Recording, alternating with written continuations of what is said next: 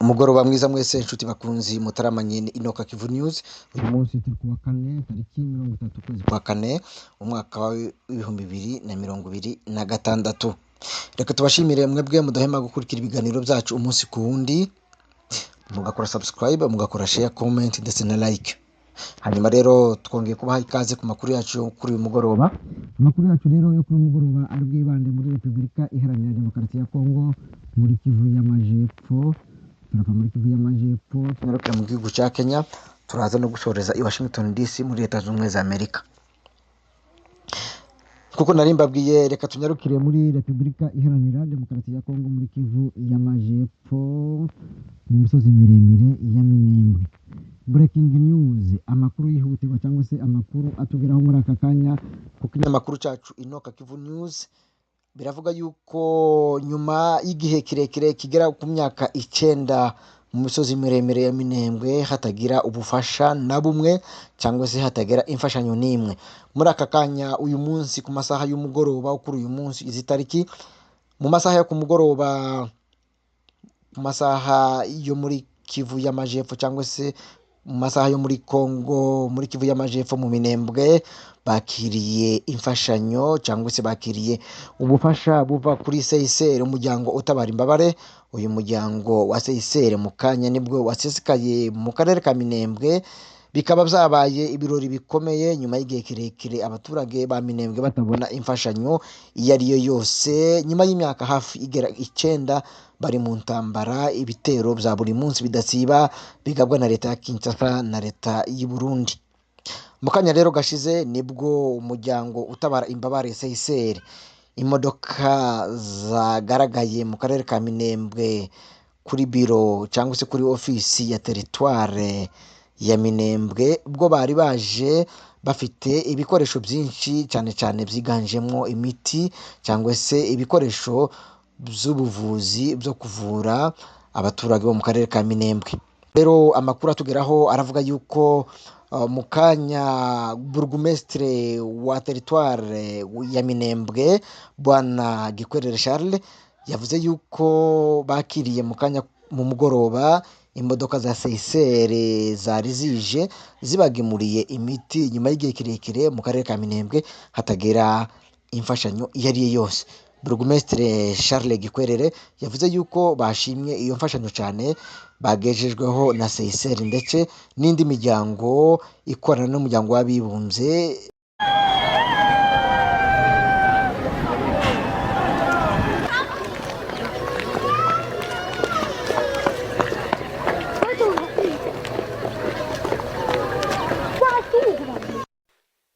Turi kumwe na administrateur w'akarere k'imisozi miremire ya Minembwe. Muraho neza? Muraho. Uyu munsi mwakiriye intumwa za CICR hano mu karere ka Minembwe. Nshobora kuvuga kuko hari hagize igihe tutabona amashyirahamwe mpuzamahanga asura akarere ka Minembwe, mwabyakiriye mute? Nabo mwabakiriye gute? bababwiye iki? Murakoze cyane. Nibyo CICR igeze hano masaha ya nimugoroba hano mu Minembwe uyu munsi kuwa kane tariki 30 2026. Twabakiriye kuri biro ya teritware, bakora civilite yabo kuko bisanzwe, ariko kuko abantu babizi nyine byari bigize igihe kirekire nta imiryango mpuzamahanga igera hano, kandi twagiye tubisabisha ko bagomba kuza hari bo bose bashaka gufasha cyangwa se bafite ubushobozi bwo gufasha abaturage hano. Rero abangaba bahageze, kandi ikibazanye ni ugutanga imiti, gufasha imiti mu buryo bw'ubuvuzi bw'abaturage hano mu karere. Hanyuma mukimara kubakira bababwiye iki? Okay, batubwiye ko baje n'ubundi na mbere yuko bagera hano twari ko tuvugana nabo, batubwira ko baje bashaka kugira ngo batange donation cyangwa se impano y'imiti hano mu karere.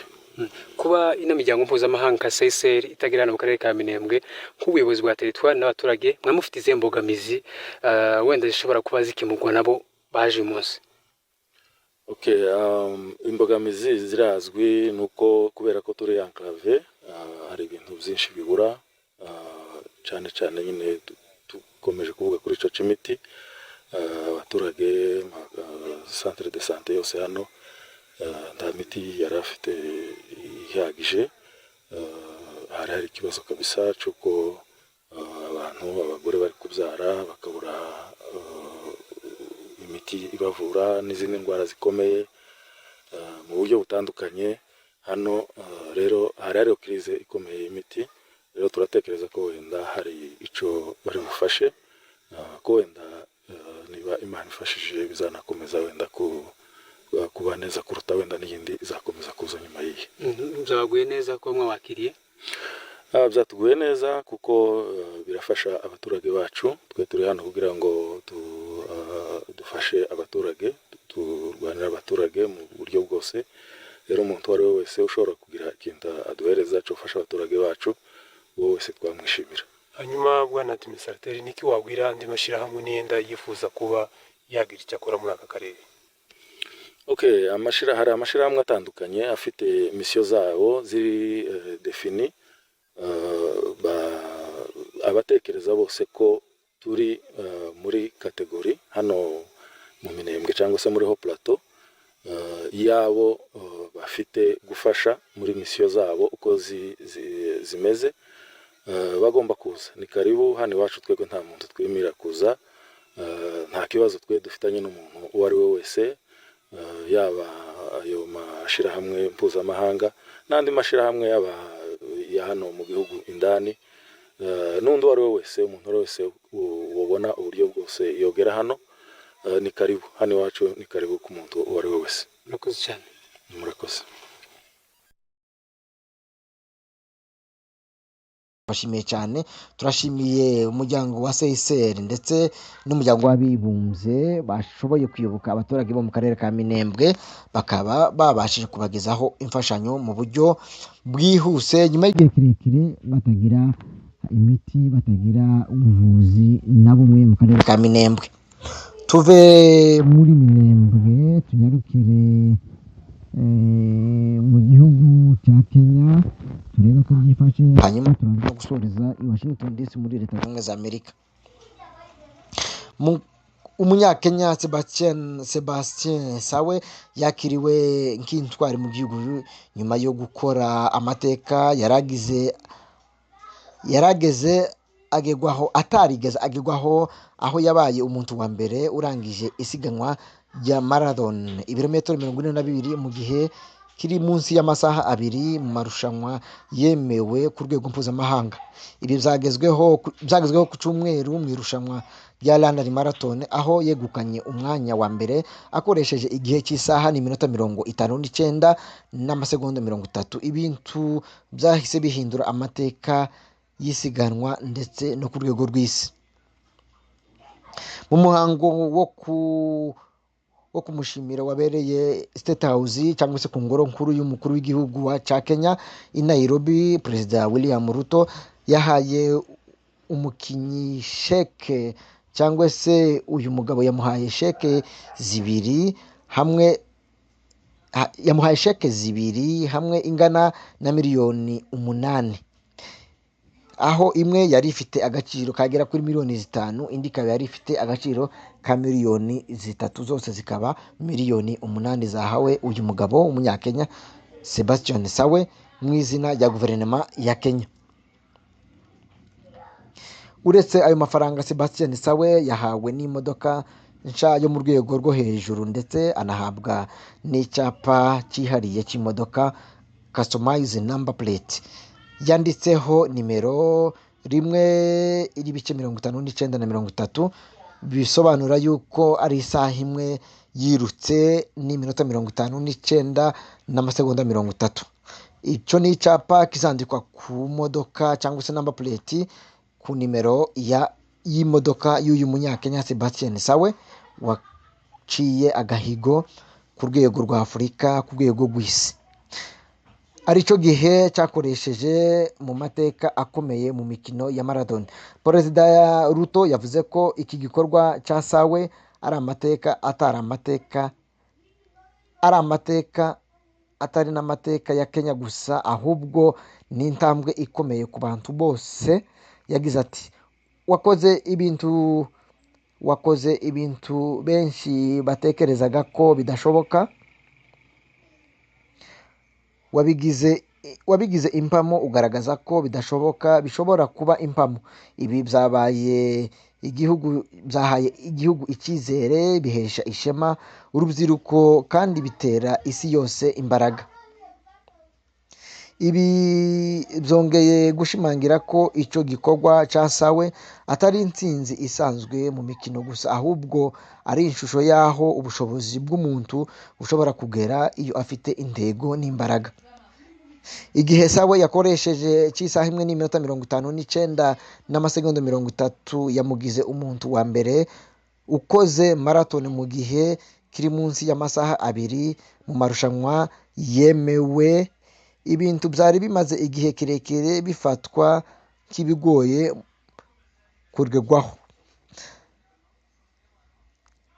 Yarenzeho agahigo kari gafitwe na nyakwigendera Kelvin Kiptum wari warakoresheje amasaha 2:35.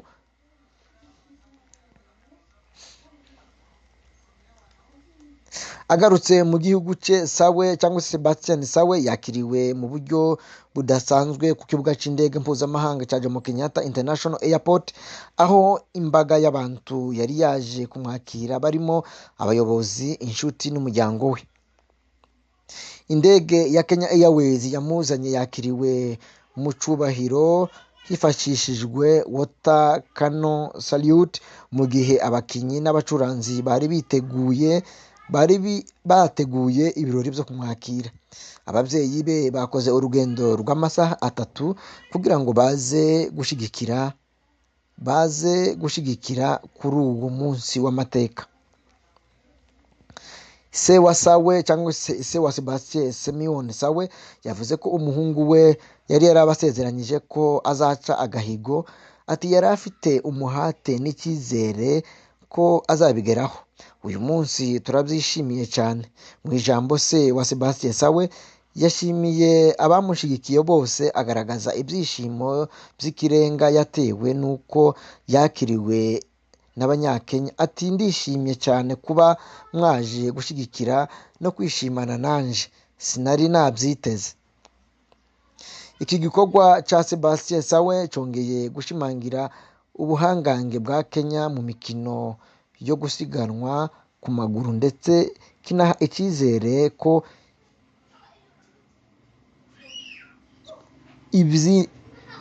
icyizere ko imbibi z'ubushobozi bwa muntu zikomeza gusunikwa uko imyanya ishira.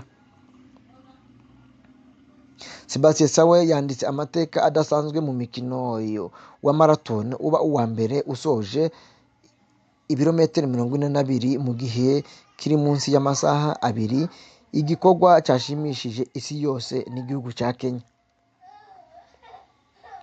Nyuma yo kwandika amateka muri London Marathon, Sebastien Sawe yakiriwe nk'intwari i Nairobi ku mugwa mukuru wa Kenya, aho perezida w'iki gihugu William Ruto yamugeneye miliyoni 8 k'ishimwe ry'icyubahiro. Reka tuve mu gihugu cya Kenya dusoreze amakuru yacu muri Leta Zunze za Amerika i Washington DC. Amakuru agera ku kinyamakuru cyacu muri aka kanya biravuga yuko Leta Zunze za Amerika, Perezida wa Leta Zunze za Amerika Donald Trump arangije gufatira ibihano uwahoze ari perezida wa Kongo Kabila Kabange. Avuga yuko ngo Kabila ariwe uteza ibibazo z'umutekano muke mu karere k'Uburasirazuba bwa Kongo, ngo yuko ariwe uteza cyangwa se utanga inkunga umutwe wa 23. Leta Zunze za Amerika zirangije gufata ibihano kuri uyu mukuru wahoze ari perezida wa Kongo Joseph Kabila, bikaba bivuga yuko ngo leta z'ubumwe za Amerika zirangije kumufatira ibihano, ndetse binavuga yuko ngo imitungo ye yari afite muri Amerika bigomba ngo kuyifata bikanayikumira, ngo kubera ko uyu mugabo ngo ari we utera inkunga umutwe wa M23 ngo bikanateza umutekano muke mu karere k'uburasirazuba bwa Kongo. Nguko rero uko byifashe muri aka kanya, reka tubashimire inshuti bavandimwe mwe mudahema gukurikira ibiganiro byacu umunsi ku wundi. Reka tubashimire rero, mwibuke gukora subscribe, mukora share, comment ndetse na like. Hanyuma rero mukomeze mutaramane na ino Kivu News, amafufu n'amafaranga bibafunike. Je Ndizabadi Musenyeri nakagaruka.